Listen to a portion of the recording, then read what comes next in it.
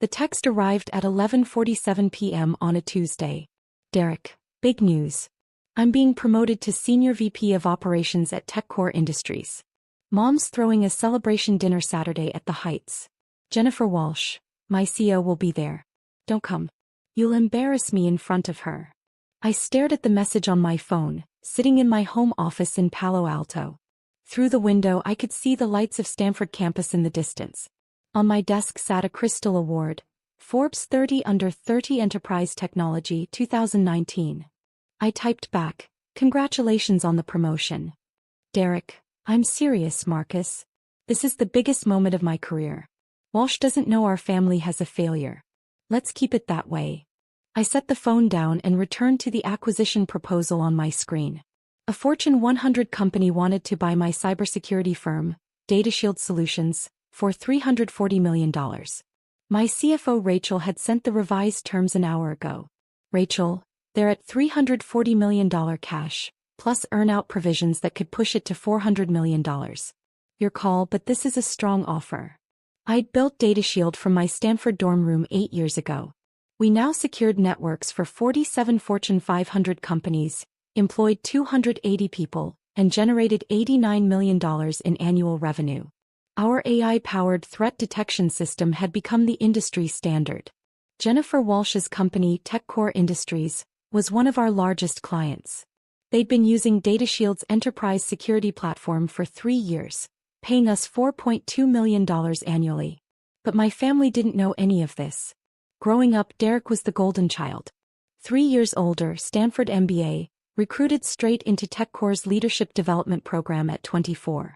By 28 he was a director. Now at 31 he was being promoted to senior VP. I was the disappointment. I dropped out of Stanford after 2 years to build my company. Mom cried for a week. Dad refused to speak to me for 6 months. Derek told everyone I'd thrown my life away for some tech fantasy. "You're not Steve Jobs, Marcus," he'd said at Thanksgiving 2016. "You're just another dropout who's going to fail." At family dinners they asked Derek about his corner office, his stock options, his meetings with Jennifer Walsh. They asked me when I'd get a real job. I stopped attending most family events in 2019. It was easier than explaining that I was too busy running board meetings, closing contracts, or flying to DC to brief congressional committees on cybersecurity threats. My chosen family became my team. Rachel, my CFO, who'd left Deloitte to join me when we were just 12 people in a WeWork. James, my CTO, who'd been my roommate at Stanford and co-founded DataShield with me. Lisa, our VP of Sales, who'd helped us land our first Fortune 500 client. They knew what I'd built. They knew what it meant. But Jennifer Walsh knew too. She'd been one of our early champions, pushing TechCore's board to sign with DataShield when we were still a startup. We'd had coffee together quarterly for 3 years, discussing security strategy and industry trends. She'd written a recommendation that helped us secure a $50 million Series C funding round. "Your brother works for you?" she'd asked once, seeing Derek Chin on TechCore's employee list during a security audit. "He doesn't know I own the company," I'd said. "We're not close." She'd raised an eyebrow but didn't push. Jennifer Walsh hadn't built a $12 billion company by not understanding complicated family dynamics. On Wednesday Mom called. "Derek told me about his promotion," she said. "We're so proud. He's going to be the youngest senior VP in TechCore's history." "That's great, Mom." Jennifer Walsh will be at the dinner. Can you imagine? The CEO of a Fortune 500 company at our family event. "Derek's made it, Marcus. He really has. I'm happy for him." "We're not inviting you," she continued. Derek was very clear. He can't have you there looking unsuccessful in front of his CEO. "You understand." "I understand. Maybe if you'd stayed in school. If you'd gotten a real job instead of chasing pipe dreams." I let her talk. I'd heard it all before. After she hung up, Rachel messaged me. "Rachel, board meeting moved to Friday. Also, Walsh's office confirmed she's attending TechCore's leadership event Saturday. Should I mention you'll be in the same city?" "Marcus, no need." Thursday brought more family texts. Aunt Linda, family group chat. So excited for Derek's celebration. A senior VP at 31. And meeting Jennifer Walsh. Uncle Robert, Derek's going places. Real corporate success. Cousin Amy, Unlike some people who dropped out and disappeared.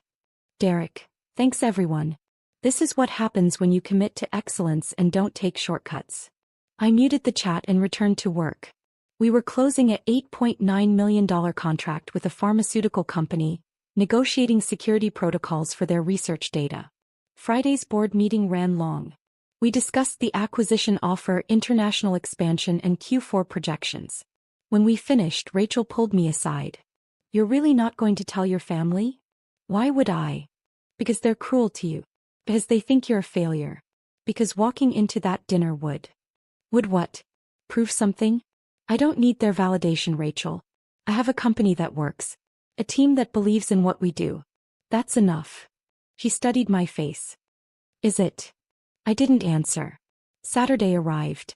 The dinner was scheduled for 7 p.m. at the Heights, an exclusive restaurant in San Francisco's financial district.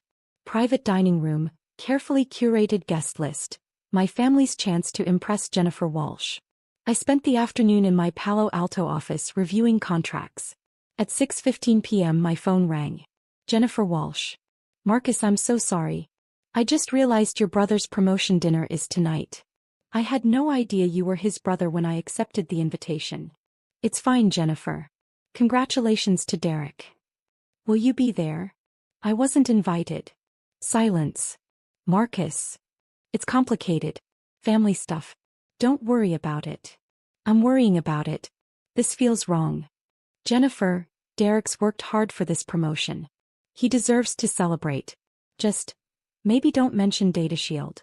You're protecting him. I'm avoiding drama. She sighed. You're a better person than I am. But Marcus? I'm not going to lie if asked directly. Your company is too important and you've earned the recognition. After we hung up, I sat staring at my computer screen. Then I called James. Want to grab dinner tonight? Can't, man. Actually heading to TechCore's thing. Walsh invited the whole leadership team since we're their security vendor. Wait, isn't that your brother's promotion? Yeah. Oh shit. Does he know you own Data Shield? No. This is going to be spectacular. I'm bringing popcorn. At 6:45 p.m., I was still working when Rachel appeared in my office doorway. I laid out your suit. The navy one. And I booked you a car. Rachel. You're going. I've worked for you for 6 years, Marcus. I've watched your family treat you like garbage while you built something incredible. You're going to that dinner. I don't need to prove anything. This isn't about proving anything. It's about not letting them erase you. You exist. What you've built exists. Stop hiding. 20 minutes later, I was in the back of an Uber wearing my navy suit and feeling absurd. I texted Jennifer. Marcus, I might stop by after all. If that's okay. Jennifer, more than okay. I'll save you a seat. The Heights occupied the top floor of a glass tower overlooking the bay. I arrived at 7:23 p.m. Through the windows of the private dining room I could see my family. Mom in her best dress. Dad looking proud. Derek at the head of the table gesturing animatedly. And Jennifer Walsh listening politely, wine glass in hand. I stood in the hallway watching. I could still leave. I could go home, finish reviewing the acquisition terms, pretend this dinner wasn't happening. My phone buzzed. James, with photo of the dining room, your brother just told Jennifer Walsh about his vision for corporate success. She's trying not to laugh. Get in here. I walked to the entrance. The maitre d' checked his list. Name. Marcus Chen. I'm Derek Chen's brother. He frowned. I'm sorry, sir. You're not on the list. I know.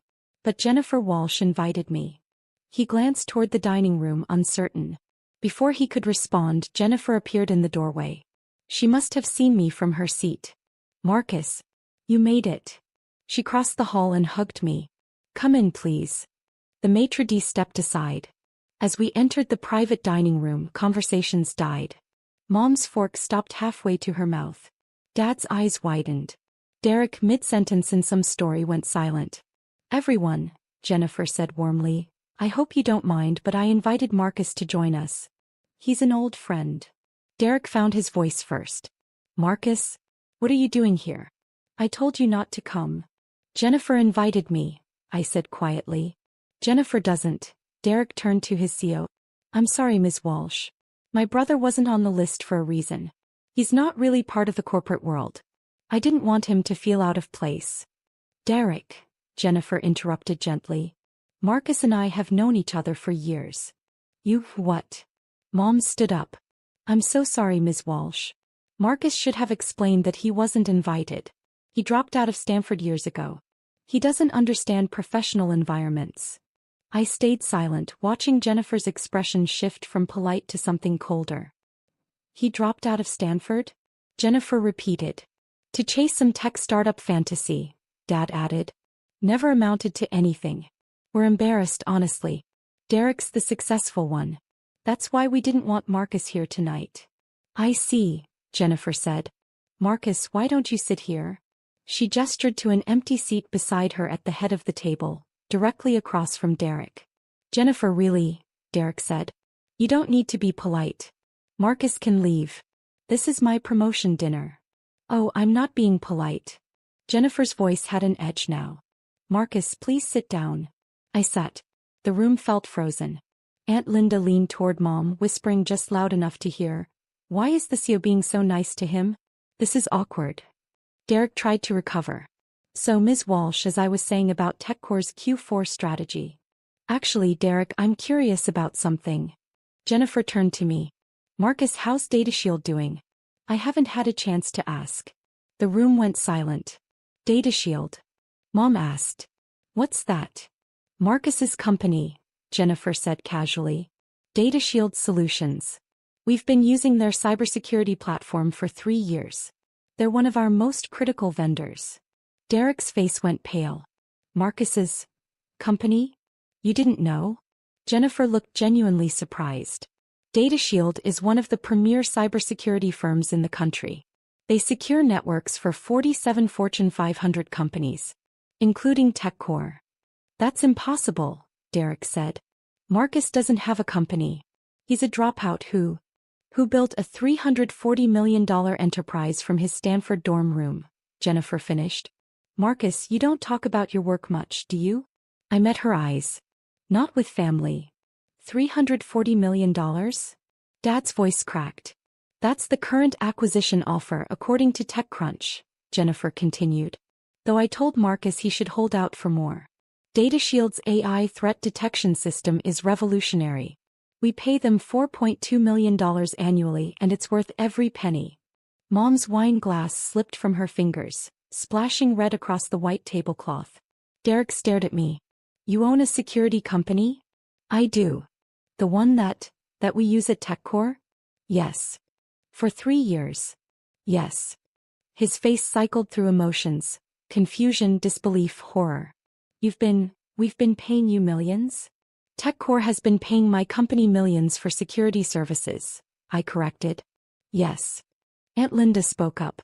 But you dropped out. You disappeared. You don't even have a degree. I don't need a degree, I said quietly. I have 280 employees, 9 patents and enterprise contracts with nearly 50 Fortune 500 companies. Why didn't you tell us? Mom demanded. You never asked. You decided I was a failure. I didn't see the point in correcting you. Jennifer leaned forward. To be clear, everyone, Marcus isn't just successful. He's one of the most influential people in cybersecurity. He's briefed congressional committees. The FBI uses DataShield's protocols. When there's a major security breach, Marcus's team gets called first. Derek's face had gone from pale to bright red. You let me. All these years I've been talking about my career while I built a company, I finished. Yes. But you look so normal. Cousin Amy blurted. You dress like a regular person. I am a regular person who happens to run a tech company, I said. Marcus prefers to stay under the radar, Jennifer added. Which I respect. But tonight, Derek made it clear Marcus wasn't successful enough to attend his promotion dinner. I thought everyone should know exactly who they've been excluding. The room went dead silent. Uncle Robert cleared his throat. Marcus, we had no idea. If you'd just told us. Why would I asked. Every time we talked you asked when I'd get a real job. When I'd stop embarrassing the family. Why would I share something important with people who'd already decided I was worthless? We didn't decide you were worthless, Mom protested. We were concerned. You dropped out of Stanford to build something that now employs 280 people and secures data for millions of users. But you didn't ask about that. You asked when I'd give up my pipe dream. Derek's hands were shaking. I told Jennifer Walsh my brother was a failure. You did, I confirmed. I told my CEO, the CEO of a company that pays your company millions, that you were an embarrassment. You did. Oh my God. He put his head in his hands. Oh my God. Jennifer's expression was unreadable. Derek, you're being promoted to Senior VP of Operations. Part of that role is vendor management and strategic partnerships. DataShield is one of our top 5 critical vendors. Did you really not know who owned the company? No. The contracts just say DataShield Solutions. P.O. Marcus Chin. I didn't connect. Our last name is Chin, I said. It's not that uncommon. But you never said anything. You let me think. I let you think what you chose to think, I interrupted. I never lied. I just didn't correct your assumptions. Dad found his voice. Marcus, this is a lot to take in.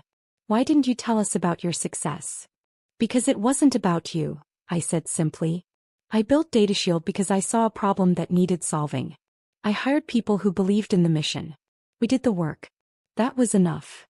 But family should know. Family should support each other, I cut in. Family shouldn't tell someone they're an embarrassment. Family shouldn't uninvite someone from celebrations because they might look unsuccessful. You made it clear I wasn't welcome unless I met your definition of success.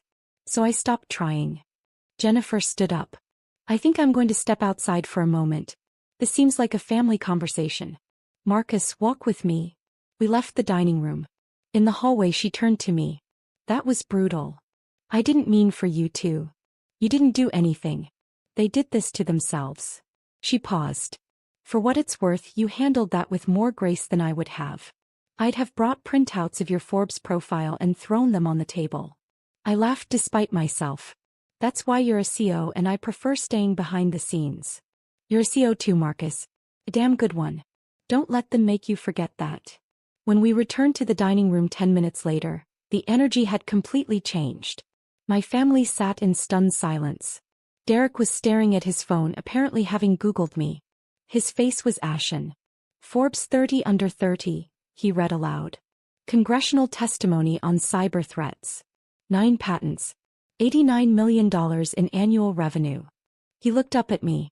This is all real? Yes. You've been this successful for years and you never said anything? Would you have believed me? Or would you have found a way to diminish it? He didn't answer. Mom tried a different approach. Marcus, sweetheart, we're your family. We should be celebrating your success together. Why don't you tell us about your company? Because 3 hours ago you told me I wasn't welcome at this dinner. Because I'm tired of performing for people who've already decided who I am. But we didn't know. You didn't ask. That's the point. I stood up. Jennifer, thank you for inviting me. Derek, congratulations on your promotion. You've worked hard for it. I hope you enjoy the rest of your evening. I turned to leave. Marcus, wait, Derek said. I owe you an apology. A massive one. I've been horrible to you. For years. Yes, you have. I thought I was the successful one. I thought I'd made it and you'd failed. I was wrong. You weren't wrong about your success, I said. You are successful. Senior VP at 31 is impressive. You just didn't need to stand on my neck to reach it. His eyes filled with tears. Can we talk? Really talk? Not now, but soon. I considered. Maybe. But Derek, I'm not going to try to convince you I'm worth knowing. Either you figure that out or you don't. I'm done auditing for family approval. Jennifer walked me out. At the elevator, she said, for the record, TechCore's contract with DataShield comes up for renewal in March. I remember. I'm recommending we extend it and increase the scope. Your work is too valuable to lose. Thank you. But Marcus, your brother is going to be managing vendor relations in his new role. That includes your company. I know. Are you okay with that? I'm okay with whatever happens. If Derek can be professional, we'll work together. If he can't, I have 46 other Fortune 500 clients. She smiled. That's exactly why your company succeeds. You don't need any single client. You built something that stands on its own merit. The elevator doors opened. As I stepped in, Jennifer called out, "Marcus? You should be proud. Not just of the company, of how you handled tonight." The next morning, I woke to 47 missed calls and 83 text messages. "Mom, Marcus, please call me. We need to talk about this." "Dad, I had no idea. We should have asked more questions." "Aunt Linda, I always knew you were special. So proud of you." "Derek, I'm so sorry. I don't know what else to say. Can we please talk?" "Derek, I've been awake all night thinking about everything I said to you over the years. Derek, you were in my apartment 2 Christmases ago and I told you to get a real job. You own a $340 million company. I'm mortified. Derek, please respond. I know I don't deserve it, but please." I ignored most of them, but I responded to Derek. "Marcus, I'm not ready to talk yet, but I appreciate the apology. Congratulations again on your promotion." "Derek, can I ask you something? Why did you let me work at TechCore all these years without telling me you were our vendor?" "Marcus, I didn't let you do anything. You got hired on your own merit. You earned your promotion. My company happened to be one you worked with. That's all." "Derek, but I could have, if I'd known I could have." "Marcus, could have what? Been nicer to me? That's exactly why I didn't tell you. I didn't want to be treated well because I was useful. I wanted to be treated well because I'm your brother." "Derek, I understand. I'm sorry." Rachel called at noon. "The entire tech industry is talking about what happened last night. How does everyone know?" James posted a vague Instagram story about the most epic family dinner in tech history. People connected the dots. "You're trending on Twitter. Hashtag DataShield is everywhere." "Great. Marcus, this is actually good PR. Everyone's talking about how humble you are, how you built success without bragging about it. Forbes wants to do a profile. TechCrunch wants an interview." "No. Marcus. I didn't go to that dinner to make a statement. I went because you pushed me and then Jennifer invited me. I don't need publicity. But the company could benefit. The company benefits from doing excellent work. That's enough." She sighed. "You're impossible. I'm consistent." On Monday, I returned to the office. Work continued. We finalized the pharmaceutical contract, reviewed Q4 projections, and started discussions about the acquisition offer. At 3 p.m., my assistant buzzed. "Derek Chin is here to see you." "What?" "Your brother. He's in the lobby. Says he needs 5 minutes." I hesitated. "Then, send him up." Derek entered my office looking like he hadn't slept in days. His suit was wrinkled, his tie loose. He stared around the space. The floor-to-ceiling windows, the Stanford engineering degree on the wall despite my dropout status. I'd finished it online in 2020, the awards and patents displayed on shelves. "This is your office?" "Yes. It's bigger than mine." "Derek. I'm not here to compete," he said quickly. "I'm here to apologize. Really apologize. Not just for Saturday but for everything. For 10 years of treating you like you were less than me. For assuming I knew better because I stayed in traditional corporate structure. For telling you to get a real job when you were building something incredible." I leaned back in my chair. "Okay. I talked to Jennifer this morning. She told me DataShield could have taken their business to any of our competitors, but you've kept TechCore as a client because we have a good working relationship. She said you've never once used your position as our vendor to make me uncomfortable or to reveal our connection. You just did good work and let me succeed on my own." "That's true." "Why?" "Because you deserve to succeed on your own merits. Your promotion is real, Derek. You earned it. I didn't want to take that from you." His eyes welled up. "I told you to stay home because you'd embarrass me. I told our family you were a failure. I spent a decade punching down at someone who was secretly more successful than I'll ever be, and you still protected my career." "I didn't do it for you," I said.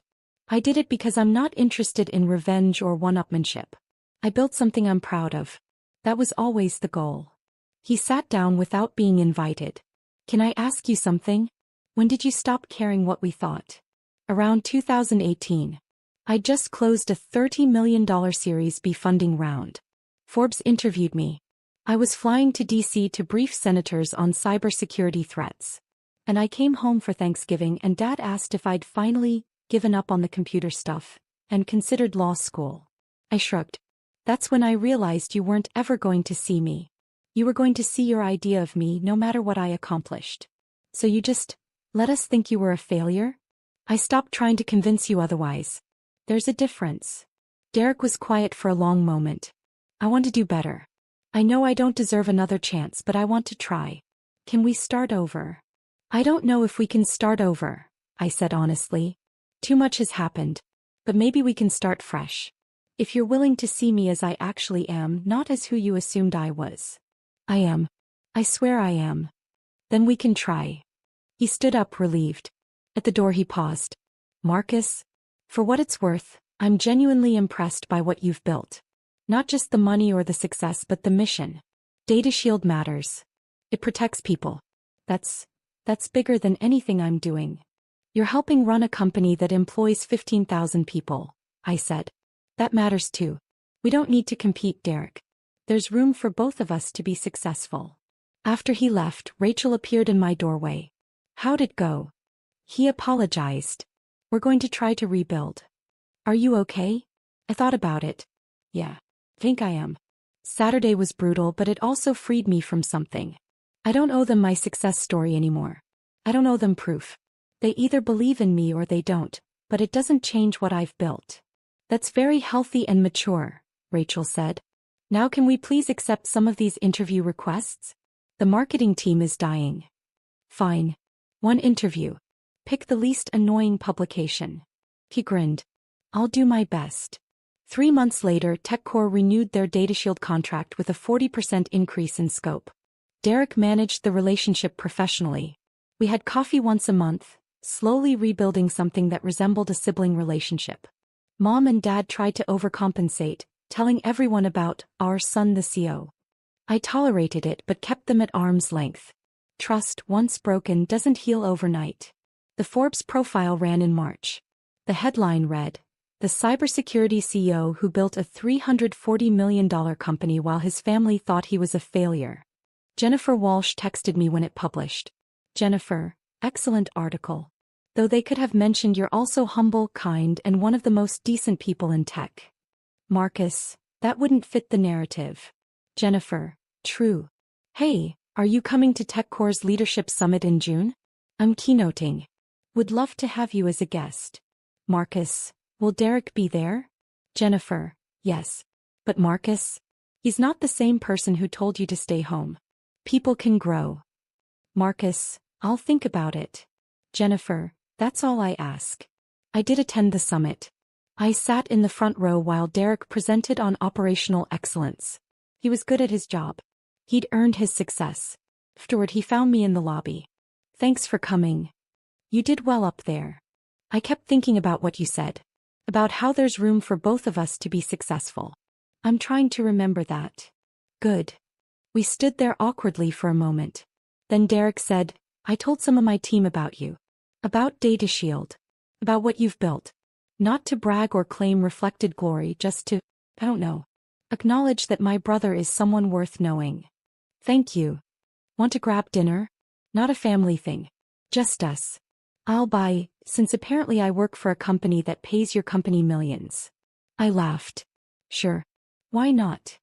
As we walked out of the hotel, Derek said, Can I ask you something? Do you ever regret dropping out of Stanford? Taking the harder path? No, I said.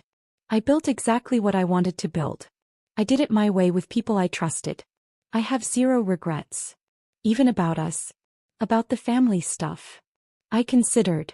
I regret that it took 10 years and a public confrontation for you to see me. But I don't regret protecting myself. I don't regret building something that didn't require your validation to exist. That's fair. We walked in silence for a bit. Then Derek said, I'm genuinely proud of you. I should have said that years ago. I'm saying it now. I appreciate that. Do you think we'll be okay? Eventually. I think we're figuring it out, I said. That's enough for now. And it was.